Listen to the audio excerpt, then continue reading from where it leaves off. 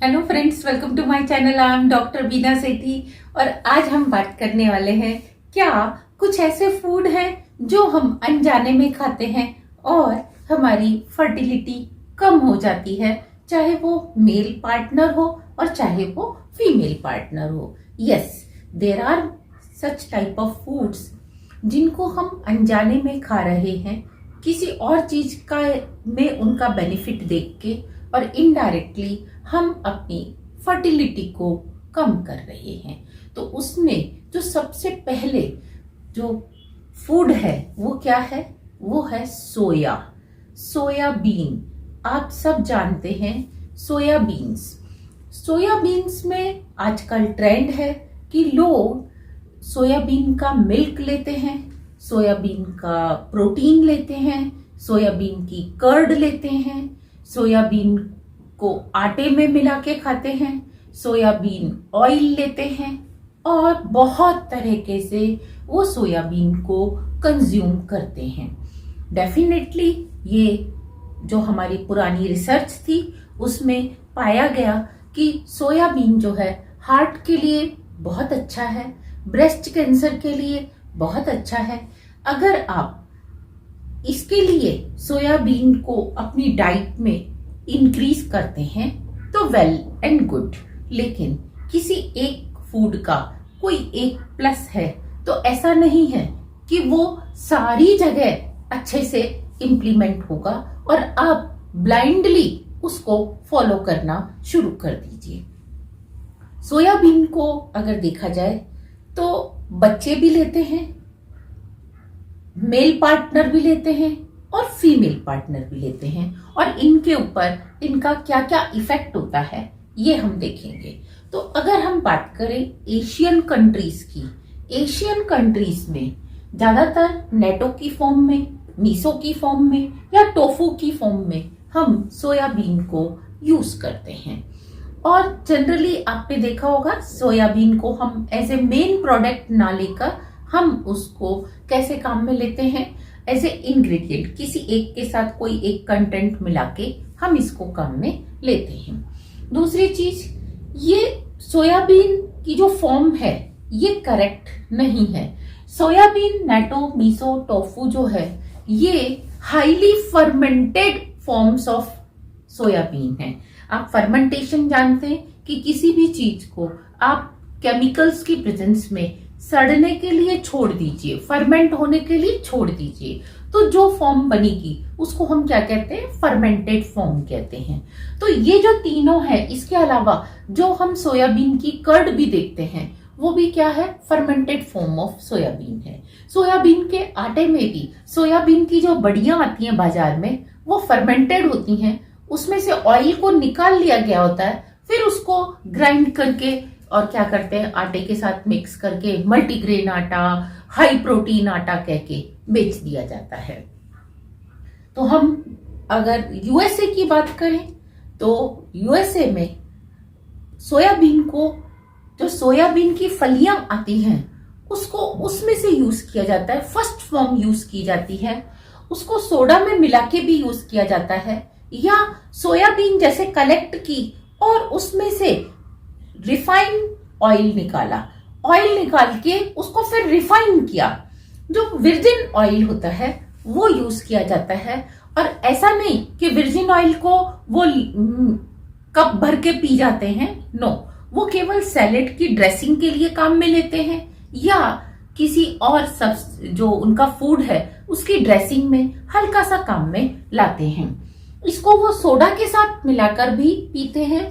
कौन सी फॉर्म को? जो हाइड्रोलाइज्ड फॉर्म होता है सोयाबीन का। इसी तरीके से वहां पे सोयाबीन के प्रोटीन आइसोलेट्स भी मिलते हैं और ओट के साथ मिक्स करके भी सोयाबीन को लिया जाता है। ओट का जो आटा होता है उसमें सोयाबीन, जो विर्जिन सोयाबीन है, जो फर्स्ट फॉर्म ऑफ सोयाबीन है, उसको पीस के उसका आटा बना के काम में लिया जाता है।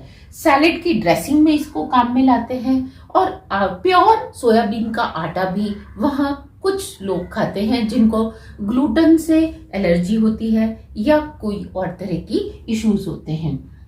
हाइड्रोलाइज्ड सोया प्रोटीन यानी कि जो सोया का जो मिल्क है वो काम में लाते हैं। अब इन दोनों फॉर्म में आप अंतर देखिए, इसमें से एक भी फॉर्म ऐसा नहीं है जो कि फर्मेंटेड हो, जबकि यहाँ पे जो हम काम में ला रहे हैं वो सारी कौन सी फॉर्म्स है, फर्मेंटेड फॉर्म्स है। ये आपकी फर्टिलिटी के लिए अच्छी नहीं है। अगर आप प्लान कर रहे हैं कंसीव करने के लिए तो सबसे पहले हस्बैंड वाइफ दोनों को प्रोटीन में, वैसे ही प्रोटीन हम कम करने के लिए कहते हैं, लेकिन सोया प्रोटीन को आपने बिल्कुल बंद करना है। और अगर आप किसी ऐसे रीजन में रहते हैं, ऐसी कंट्री में रहते हैं जहां सोया आपके लिए खाना एक बहुत जरूरी है, तो आप वहां पे इन फॉर्म्स को लीजिए, विर्जिन फॉर्म्स को लीजिए। थोड़ी सी कॉस्टली हो सकती हैं ये, और वो भी आप कितना ले सकते हैं, 60 ग्राम्स पर डे, यानी कि 60 ग्राम पर डे से ज्यादा आपने सोया प्रोडक्ट नहीं लेने हैं। लेकिन सोया को हम क्या देखते हैं, आजकल जो ट्रेंड है कि बच्चा जैसे ही पैदा होता है तो मदर मिल्क की जगह सोया मिल्क देने का ट्रेंड है। ये गलत है। इसको आप जब बच्चे को देते हैं तो बच्चे के लिए बहुत मुश्किल हो जाता है उसको डाइजेस्ट करना। उसका वेट जरूर जल्दी से बढ़ सकता है, लेकिन उसको एंडोक्राइनोलॉजी की प्रॉब्लम हो सकती है, एंडोक्राइन ग्लैंड्स उसकी खराब हो सकती हैं, और उसका जो मेटाबॉलिज्म है वो भी खराब हो सकता है। और अगर आप बेबी को दे भी रहे हैं तो आपको 6 to 9 मिलीग्राम्स, मैं ग्राम नहीं बोल रही, मिलीग्राम्स आपके देना पर KG weight of baby per day. यानी कि अगर बेबी का वेट 1 किलो है तो आप 6 से 9 ग्राम, और अगर 3 किलो है तो आप 18 से 27 मिलीग्राम तक आप उसको पर डे दे सकते हैं। ये हार्मफुल क्यों होता है? ये इसीलिए हार्मफुल होता है क्योंकि जो हमारी पिट्यूटरी ग्लैंड से FSH LH निकलते हैं और जो ओवरीज में जाके सिग्नल देते हैं इस्ट्रोजन को बनने के लिए, ये क्या करता है, इसके अंदर ऑस्ट्राडायोल्स होते हैं। ये ऑस्ट्राडायोल्स इस्ट्रोजन रिसेप्टर्स की तरह काम करते हैं, और ये क्या करते हैं, FSH LH को ये रिसीव कर लेते हैं, तो इनका जहां पहुंचना चाहिए वहां नहीं पहुंच पाते, जिससे फीमेल में एग्स का फॉर्मेशन अच्छा नहीं होता, कम होता है, और कई बार तो मेनोपॉज भी बहुत जल्दी आ जाता है। और अगर हम बात करें मेल पार्टनर की, तो मेल पार्टनर में स्पर्म काउंट कम होता है, स्पर्म्स की क्वालिटी डाउन होती है, और साथ में इरेक्टाइल डिसफंक्शन की प्रॉब्लम और टेस्टोस्टेरोन की प्रॉब्लम उसमें हो जाती है। तो आपने देखा, ना ये इन्फेंट्स के लिए अच्छा है, ना ये मेल के लिए अच्छा है, ना ही ये फीमेल के लिए अच्छा है। लेकिन बहुत सारे लोग क्या करते हैं, अपने हिसाब से अपने प्रोडक्ट को बेचने के लिए तरह तरह की स्टडीज जो है वो मोड़ तोड़ के गूगल पे डाल देते हैं, और लोग उनको पढ़ के क्या करते हैं, सोया को कंज्यूम करना स्टार्ट कर देते हैं। तो आपने क्या करना है, अगर आप इससे ज्यादा सोया प्रोडक्ट ले रहे हैं और फर्मेंटेड सोया प्रोडक्ट ले रहे हैं, तो अनजाने में आप 3 to 5 बर्थ कंट्रोल पिल्स ले रहे हैं। तो अब आपने समझा कि आप नहीं चाहते गर्भ को रोकना, आप गर्भ निरोधक गोली बाहर से नहीं खा रहे, लेकिन आप फूड ऐसा खा रहे हैं जो कि आपको कंसीव करने में बहुत ही प्रॉब्लम कर रहा है। और क्योंकि मार्केट में आप देखेंगे जितने भी आप ऑयल जनरली सोयाबीन के देखेंगे, all are GMO, genetically modified और ऑर्गेनिक कंपाउंड्स हैं, जो कि आपको पता है जेनेटिकली मॉडिफाइड जो कंपाउंड्स हैं या जो फूड हैं वो अभी तक बहुत सारी कंट्रीज ने उसको अलाउ नहीं किया है अपनी कंट्री में। तो आप जब सोयाबीन ऑयल खरीदते हैं तो आपने 2 चीज देखनी है, एक तो क्या वो पॉमेस ऑयल है या वो विर्जिन ऑयल है। तो ध्यान देंगे, अगर वो GMO है तो आपने नहीं लेना।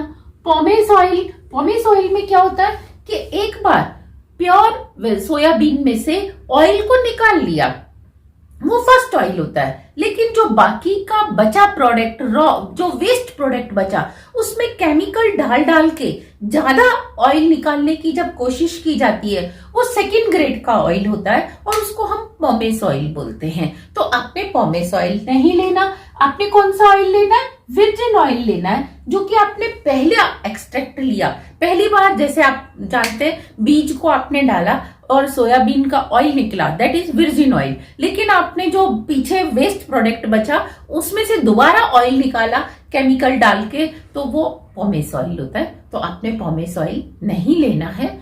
और कोशिश करके, अगर आप ऑलरेडी आपकी एज ज्यादा है और आप इश्यूज फेस कर रहे हैं, कंसीव नहीं कर पा रहे हैं, या आपका स्पर्म काउंट कम है, तो प्लीज आप सोया प्रोडक्ट को यूज करना बंद कर दीजिए। Thank you very much, all the very best.